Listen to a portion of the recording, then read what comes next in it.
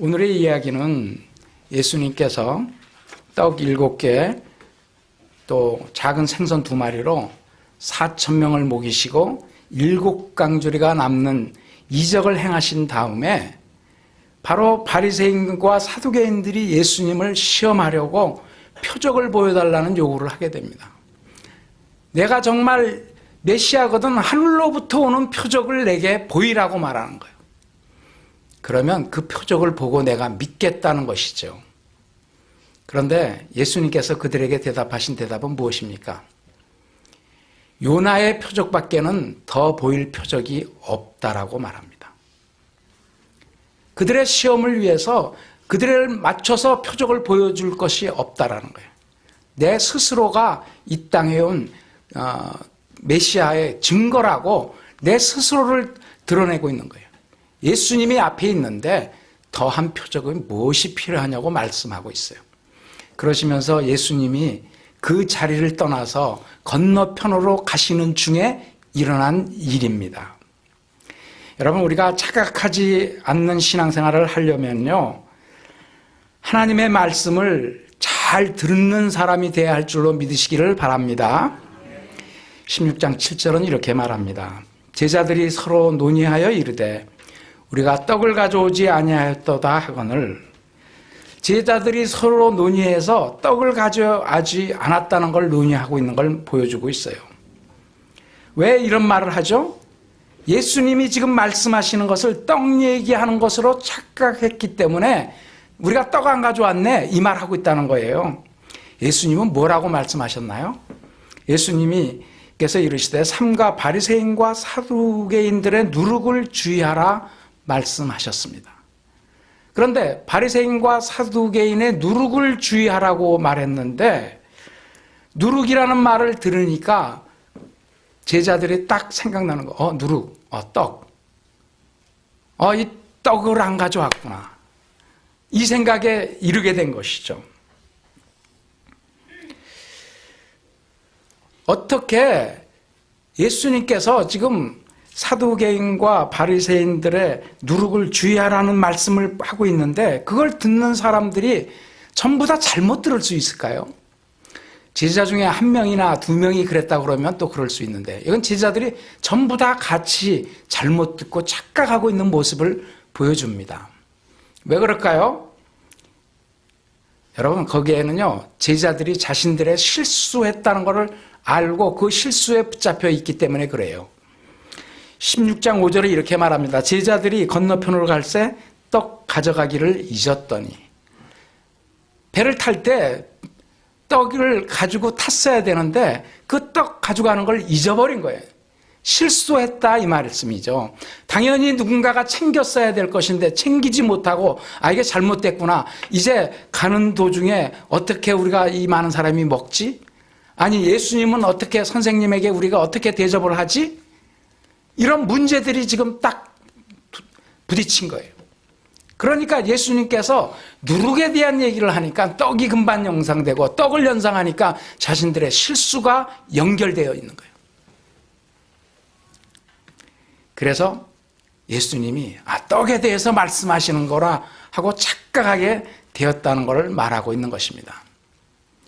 여러분, 우리가 대화를 할 때도, 같은 대화를 해도 우리가 마음속에 어떤 생각과 어떤 뜻을 품고 그 대화를 하다 보면 상대방의 대화를 그대로 받는 것이 아니고 자기의 생각과 자기의 뜻을 가미시켜서 그 말을 듣고 전하게 되는 것이에요. 그래서 여러분들 게임하는 거 보면은 그런 게임이 있죠. 말 전하는 게임. 그 말 전하는 게임을 이렇게 해보면 맨 뒤에 가면 엉뚱한 말들이 많이 나와요. 어떻게 그렇게 될까요? 그 사람이, 듣는 사람이요, 자기 속에 생각하는 게 있어서 그래요. 그래서 그것을 들을 때 자기의 생각으로 변형시키게 돼 있다는 거예요. 여러분과 제가 이 시간에 하나님께 예배드리면서 하나님의 말씀을 듣고 있습니다. 그런데요, 똑같은 시간에 같이 이 말씀을 듣고 있어도 여러분 각자가 받아들이는 것이 다르다는 것을 알 수 있어요. 왜 그럴까요? 자기 마음속에 가지고 있는 생각과 계획과 뜻과 이런 것들이 그대로 살아있기 때문에 그렇다는 거예요.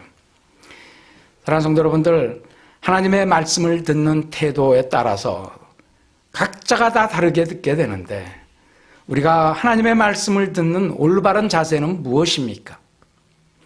그것은 겸손함입니다. 하나님 앞에서 자신을 낮추고, 주님 말씀하십시오. 제가 듣겠습니다. 자신의 마음을 낮추고 하나님 앞에서 내 계획과 내 생각과 내 뜻을 주장하지 않고 하나님의 말씀을 온전히 들을 수 있는 여러분이 되어질 수 있기를 바랍니다. 여러분들이 같이 말씀을 들으면서도요, 자기 생각에 속에 생각이 있어요. 그래가지고 생각대로 자기 말씀을 듣고 자기의 생각대로 해석하고 자기 생각대로 풀어나갈 때가 많다는 거예요. 그것을 보여주는 게 지금 제자들의 모습이에요. 예수님께서 교훈을 조심하라고, 누룩을 조심하라고 말하니까 그걸 떡 얘기로 탁 바꿔서 다 그 듣고 있는 모습을 보여주고 있는 거예요. 여러분, 우리가 하나님의 말씀을 들으면서요, 심지어는 그 말씀을 들으면서 말을 전하는 자를 평가하는 사람들이 많아요. 저 사람은 왜 말을 저렇게 전하지? 이게 이렇게 말을 전해야 될 텐데. 여러분, 우리가 하나님의 말씀 앞에서 정직하게 자신을 내려놓고 겸손한 자세로 하나님의 말씀을 듣는 여러분과 제가 되어야 할 줄로 믿습니다. 여러분, 우리가 이렇게 착각하고 자꾸 듣게 되는 이유가 무엇인 줄 아세요? 여러분, 특별한 자신의 어떤 잘못이 있을 때, 마음이 불편할 때, 제대로 듣지 못하는 거예요. 하나님의 말씀이 분명하게 선포되고 있는데도 자신의 마음의 불평과 자신의 실수와 자신의 그 약함이 계속 오버랩되면서 그런 것을 자꾸 그쪽으로 연결시키고 있게 되는 것을 보게 됩니다. 사랑하는 성도 여러분들, 들을 귀가 있는 사람이 복되다고 말씀했습니다. 같이 앉아서 말씀을 듣지만 하나님의 본래의 말씀의 뜻을 그대로 들을 수 있게 해달라고 성령님의 도우심을 구하시는 여러분과 제가 되어질 수 있기를 바랍니다. 그래서 성령님께 순종하면서 내 생각과 내 계획과 내 주장과 내 고집을 내려놓고 하나님 앞에서 정직하게 하나님의 말씀을 들을 수 있는 여러분이 되어질 수 있기를 바랍니다. 착각하지 않는 신앙생활을 하려면요, 받은 은혜를 잘 깨닫고 기억해야 됩니다. 제자들이 서로 떡에 대해서 서로 논의한다고 말씀드렸습니다. 제자들이 떡에 대해서 논의하는 것은 어떤 논의가 될까요? 그 논의는요, 지금 이 떡을 누가 가져왔어야 되는데 왜 누가 안 가져왔느냐, 그거를 서로 따지는 것이 돼요. 아니, 돈 가진 유다가 네가 떡 준비해야지. 아니, 베드로 당신이 수제자라면서 뭘 이게 필요하면 얘기를 해줘야지. 뭐 서로 나는 형편이 그때 이래서 그랬고 저래서 저랬고 해서 못 가져왔다는 걸 얘기하게 돼요. 여러분, 그리고 그것들은 결국 지적과 회피로 이어지게 되는 걸 볼 수 있어요. 그렇지만 정작 떡의 문제는 전혀 해결되지 않는다는 것을 보여줍니다. 여러분, 그것이 우리 인간의 한계라는 것을 알 수 있기를 바랍니다. 의논하고 논의하고 막 무엇을 해도 문제 자체를 해결할 능력은 없는 거예요. 누가 그것을 해결합니까? 우리 주님께서 그것을 해결하시는 분이신 것을 믿을 수 있기를 바랍니다. 이들이 이렇게 제자들이 논의하는 모습을 보신 주님께서요, 그 제자들의 그 논의하는 것을 보면서 믿음의 문제로 그것을 가져가는 걸 볼 수 있습니다. 16장 8절에서 이렇게 말합니다. 예수께서 아시고 이르시되 믿음이 작은 자들아 어찌 떡이 없으므로 서로 논의하느냐. 믿음이 작다라고 꾸짖고 있습니다. 너희가 이미 그 떡의 문제에 대한 것을 경험해 보지 않았느냐? 이미 너희가 오병이어로 5,000명을 먹이고 12강절이가 남는 그 역사를 너희가 체험해 보지 않았느냐고 묻고 있는 거예요. 뿐만 아니라 7병이어로 4,000명을 먹이고 7강절이가 남는 것을 너희가 직접 체험하지 않았느냐는 거예요. 너희가 그것을 체험했으면서도 깨닫지 못하고 기억하지 못하느냐고, 어떻게 그렇게 믿음이 없냐고 말하는 거예요. 예수님께서는요, 떡의 문제를 능히 해결하시는 분이라는 걸 말씀하시기도 하지만 진짜 제자들이 깨닫지 못했느냐고 말하고 있는 건, 그 의미는 무엇일까요? 그 문제 자체가 예수님이 계심으로 해결되어질 것이지만 문제가 해결되는 것, 그것보다도 더 깊이 깨달아야 될 것이 있습니다. 그것이 뭐예요? 그 문제를 해결하시는 예수님이 어떤 분이신가를 아는 것입니다. 그걸 알 때 그 문제를 해결하는 데 초점을 맞추지 않고 예수님에게 우리의 초점이 맞춰지게 되어 있어요. 사실 오병이어의 역사를 일으켰을 때 많은 무리들이 예수님께 나와서 그 떡을 먹는 그 놀라운 역사를 보고요, 그들이 하려고 한 것이 뭐예요? 그들이 억지로라도 예수님을 붙잡아서 임금으로 세우려고 하는 것이었어요. 그들이 임금으로 세우려고 한 목적은 뭐예요? 그들의 먹고 마시는 문제를 해결해 줄 사람이 예수님이라고 여겼기 때문에 그런 거예요. 그런데 예수님은요, 정작 그들이 그렇게 예수님을 임금으로 세우려고 하는 것을 피하여 가버리십니다. 그리고 요한복음에서는요, 그 떡의 문제만을 해결해주고 떡 문제 해결해 준 거에만 초점을 맞춘 그 무리들에 대해서 예수님께서 경고하는 말씀이 나와요. 예수님께서 뭐라고 말씀하시냐면요, 나는 하늘로부터 온 생명의 떡이라고 말하고 있어요. 즉 예수님 자신이 누군지를 분명히 알라고 말씀하고 있고 예수님을 받아들여야 되고 영접해야 된다고 말하고 있는 거예요. 그래서 나는 생명의 떡이라고, 하늘로부터 온 생명의 떡이라고 말해요. 요한복음 6장 34절에서 36절이 이렇게 말합니다. 그들이 이르되 주여 이 떡을 항상 우리에게 주소서. 예수께서 이르시되 나는 생명의 떡이니 내게 오는 자는 결코 줄이지 아니할 터이요 나를 믿는 자는 영원히 목마르지 아니하리라. 그러나 내가 너희에게 이르기를 너희는 나를 보고도 믿지 아니하는도다. 이 같은 말씀을 하자요, 사람들이 어렵다고 다 떠나가 버리고 말았어요. 육신의 떡을 줄 때는 즐겁고 기쁨으로 예수님께서 자신의 문제를 해결해 주는 것 때문에 그렇게 따르던 사람들이 예수 자체를 받아들이고 예수님에게 초점을 맞추고 내가 하늘로부터 온 생명의 떡이라는 말씀을 할 때는 우리가 이것을 어떻게 받을 수 있느냐고 다 떠나버렸다라고 성경은 말하고 있습니다. 여러분, 우리의 문제를 해결해 주는 데에만 초점을 두지 마시고 그 문제를 해결하시는 예수 그리스도에게 초점이 분명히 맞춰지는 여러분과 저의 신앙이 되시기를 바랍니다. 그것을 잘 보여준 것이 베드로의 그 모습이에요. 제가 여러 번 이 말씀을 드린 것 같아요. 베드로는요, 밤새 수고했지만 고기를 한 마리도 잡지 못했다고 성경이 기록하고 있어요. 그런데 예수님께서 그 배에 타시고 깊은 데에 가서 그물을 던지라고 말해요.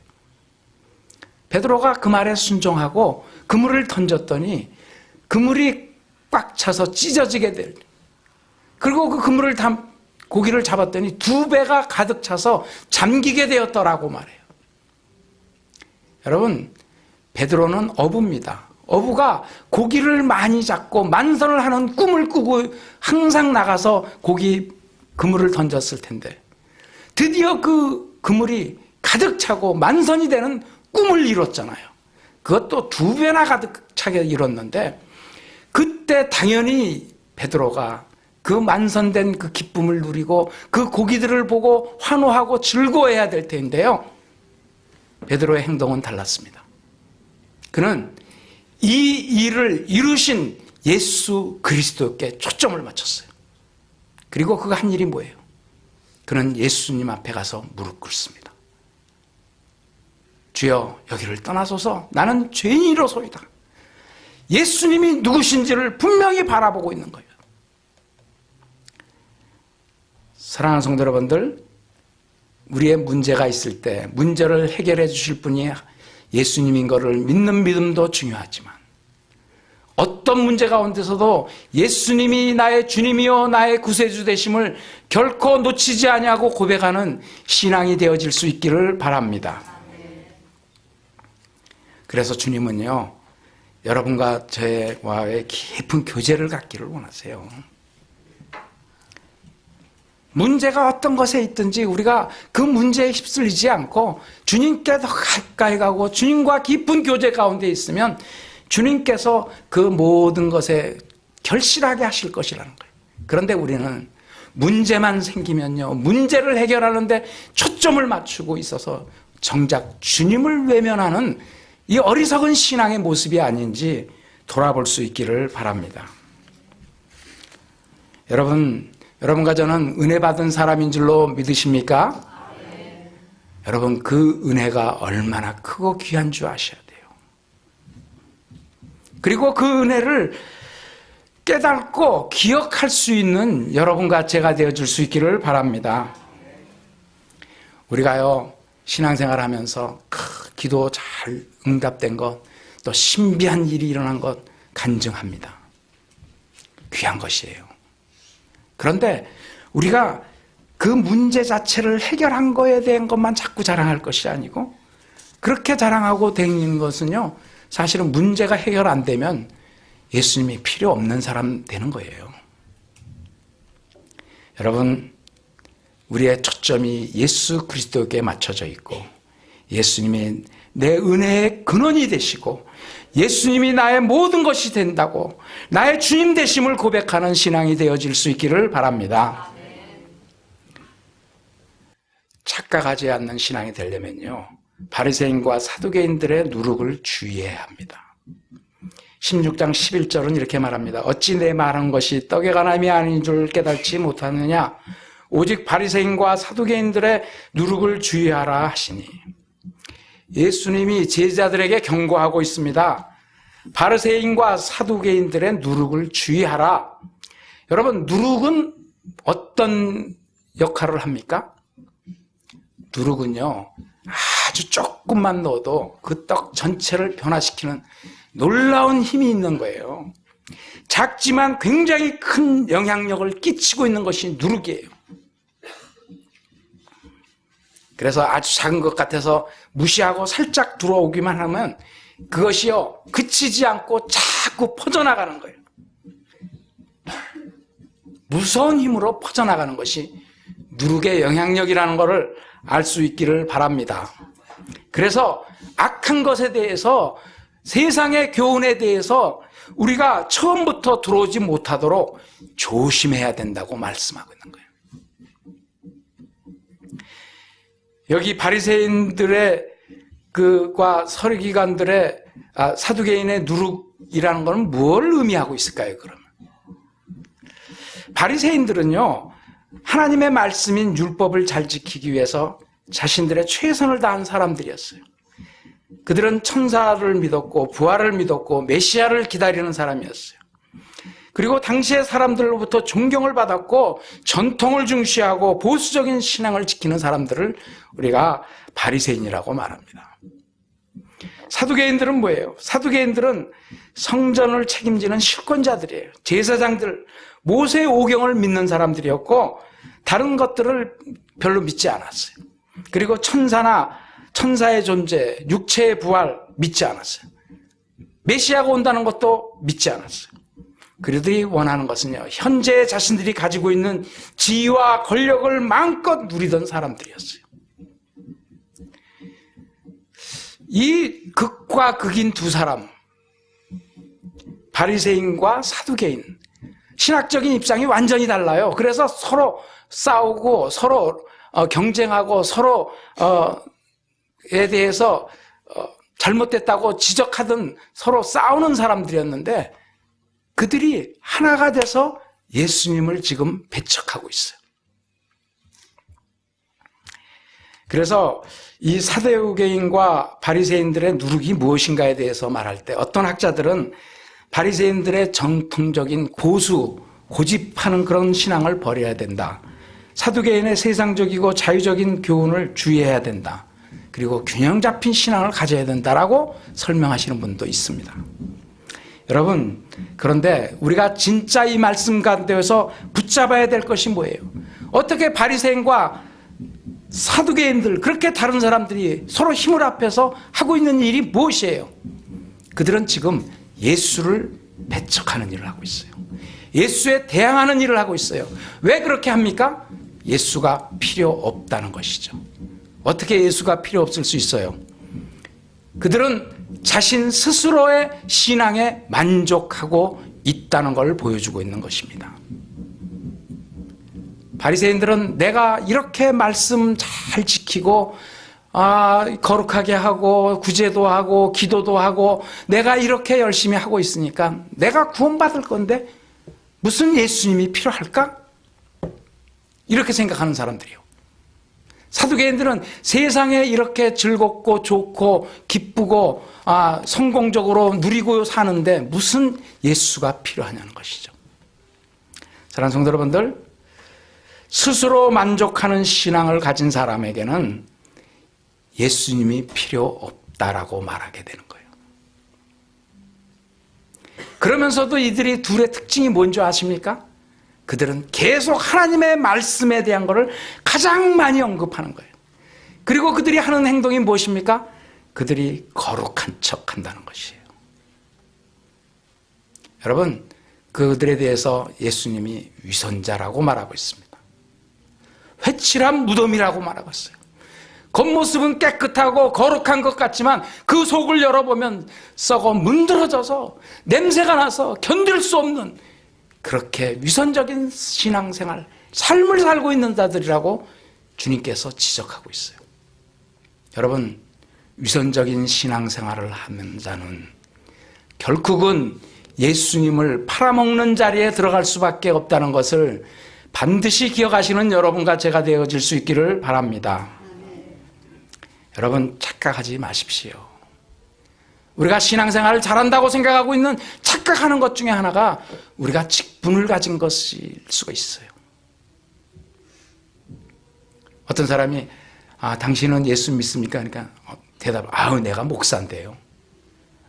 여러분, 목사인 것이 중요한 것이 아니고 예수 그리스도를 주님으로 모신 것이 중요한 줄로 믿을 수 있기를 바랍니다. 여러분, 내가 집사인데요, 내가 권사인데요, 내가 장로인데요, 내가 목사인데요. 여러분, 그 직분이 하나님께서 주신 것이니까 귀하고 중요한 것이지만 그 직분이 우리를 구원하는 것이 아니라는 걸 알 수 있기를 바라요. 우리가 열심히 하는 것으로 내가 신앙생활 잘한다고 착각하는 경우가 많습니다. 여러분, 예수 믿으면 반드시 우리에게 열심히 있어야 할 줄로 믿습니다. 그런데 반대로 열심히 하는 것 자체로 그게 내 신앙 잘하고 있는 줄 착각하는 사람이 있을 수 있다는 거예요. 예배 시간 잘 빠지지 않고 참석하고 기도도 열심히 하고 봉사도 하고 헌금도 하고 구제도 하고, 그런데 그 열심 자체만 가지고 있어서는 안 되는 거예요. 무엇이 있어야 합니까? 예수 그리스도가 반드시 구세주요 주님이 되셔야 되는 줄로 믿을 수 있기를 바랍니다. 이거 없는 열심은 착각하는 거예요. 착각하는 거. 여러분, 하나님 앞에 우리의 모습은 그 어떤 사람도 완전하다고 떳떳하다고 설 사람이 아무도 없다는 것을 반드시 기억하시는 여러분이 되시기를 바랍니다. 비록 성경에 나오는 신앙의 위대한 이인들도요, 하나님 앞에서 전부 다 부족한 자들이에요. 어떤 사람도 하나님 앞에서 온전하다고 말할 수 없습니다. 그런데 어떻게 이 바리새인들, 사두개인처럼 자기는 스스로 만족하고 스스로 구원받은 것처럼 행하는 그 어리석은 자들, 그런 교훈에 휩쓸리지 말라고 예수님께서 경고해 두고 계시는 거예요. 여러분, 우리가 하나님 앞에 떳떳하게 나갈 수 있는 것은 오직 한 길, 주 예수 그리스도의 십자가를 통해서만 그 길이 열려진 줄로 믿을 수 있기를 바랍니다. 그래서 여러분과 제가 구할 것은 두렵고 떨림으로 하나님 앞에 서는 거예요. 그리고 십자가의 그 보혈을 항상 의지할 수밖에 없는 거예요. 그리고 우리가 구할 것은요, 긍휼함과 자비예요. 주님, 나를 불쌍히 여겨 주십시오. 나를 긍휼히 여겨 주십시오. 항상 겸손한 자세로 십자가 앞에 나갈 수밖에 없는 것이 여러분과 저의 모습인 줄로 믿으시기를 바랍니다. 우리가 스스로 섰다고 생각하면 넘어질까 조심하라고 말합니다. 내가 신앙생활 이만큼 하면은 잘 하는 거지? 혹시 여러분 가운데 이런 생각이 든다면 그것이 내 의를 지금 세우고 있지 않은가 다시 돌아봐야 돼요. 우리는 언제든지 주님의 십자가를 붙들고 예수 안에 거할 때만, 주님의 그 긍휼하심과 자비를 힘입을 때만 하나님 앞에 온전하게 나가고 담대하게 나가게 되는 사람이 되는 줄로 믿으시기를 바랍니다. 세상의 물결들이 교회에도 많이 들어오고 있습니다. 이 세상에서 성공하고, 이 세상에서 출세하고, 이 세상에서 돈 벌고 하는 것이 정말 우리의 목표처럼 이 땅에서 얻을 것을 자꾸 구하고 있는 신앙이 아닌지 돌아봐야 돼요. 그게 바로 사두개인들의 교훈이에요. 우리가 종교적인 열심으로 내가 성취했고 내가 무엇인가 했다라고 스스로 종교적인 열심을 가지고 내 스스로의 의로 생각하고 스스로를 내세우고 있지 아니한지 돌아보는 시간이 돼야 할 것입니다. 여러분, 스스로 만족하는 신앙생활은 착각하는 신앙생활이 되기 쉽다는 것을 반드시 기억하시는 여러분이 됐으면 좋겠습니다. 그래서 두렵고 떨림으로 긍휼하심을 구하고 주님의 십자가를 매일매일 바라보는 신앙이 되시기를 축복합니다. 기도하겠습니다.